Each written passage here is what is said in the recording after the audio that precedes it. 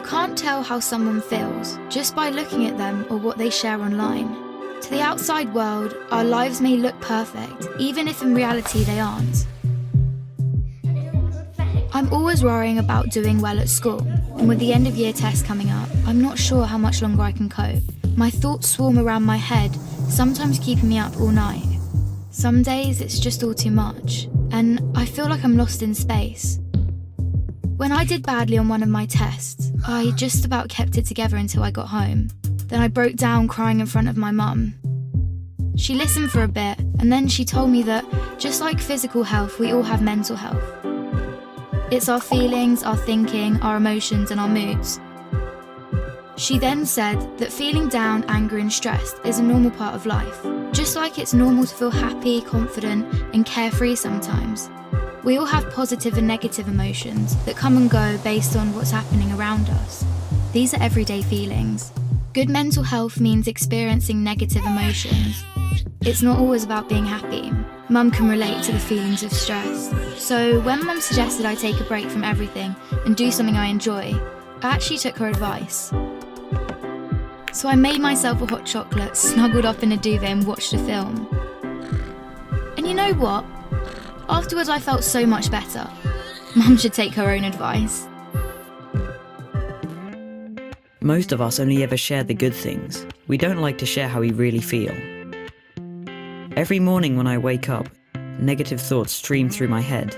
Getting out of bed and pretending I'm okay takes all the energy I have. As the day goes on, the negative thoughts turn from a stream into a river. The water rushes through my head so loudly it's hard to concentrate in lessons. And some days it's so bad it feels like a waterfall that's trying to pull me over the edge. Everything is so overwhelming. I didn't think my friends would understand if I told them how down I was feeling. But when Sasha opened up to me about how stressed she was feeling, I told her. I wasn't sure how to bring up how I'd been feeling, so I started by saying that I didn't feel like myself. Just her listening made me feel like she understood. She told me some things that had helped her, so I tried them too, but it didn't make much of a difference. Even when I tried to be around my friends, I felt alone. The things I used to enjoy weren't fun anymore. I was really worried about Andre and not sure what to do. He was quiet and wasn't hanging out with us like he used to. So I asked our head of year for some advice. He suggested I get Andre to speak to him since his negative feelings weren't going away. I didn't want to speak to our head of year, but I also didn't want to keep feeling so down, so I went. He said that sometimes we have overwhelming feelings that can be more intense than our everyday feelings. These feelings hang around for a long time and change the way we feel, think, and behave. They can stop us doing what we want to in life. That's what I was going through. He also said that if we're physically unwell, we let people know, we ask for help. It should be no different with mental health. Sometimes our overwhelming feelings are brought on because of things in our life. Sometimes they happen for no reason at all. After hearing this, I felt much less alone and it felt good to talk.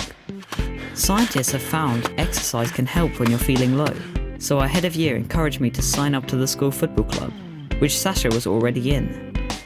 I still have days when the river is there, but now I'm beginning to understand my mental health. I'm learning how to cope. Our head of year reminded me that my friends, family, teachers, and lots of others at school are there to help just as much as he is. I had no idea the people around me could be so understanding. And while it's not always easy to talk about my mental health, the person I'm talking to might be able to help. If you don't feel like talking, that's fine. You could try writing, sports, reading, art, music, playing with your pet, whatever makes you feel better. If you're the person someone talks to when they're struggling, just listen with no pressure or judgments. You don't have to have the answer. If you feel unsure about anything, you can speak to a trusted adult. Talking about mental health doesn't have to be difficult. After all, it's something we all have.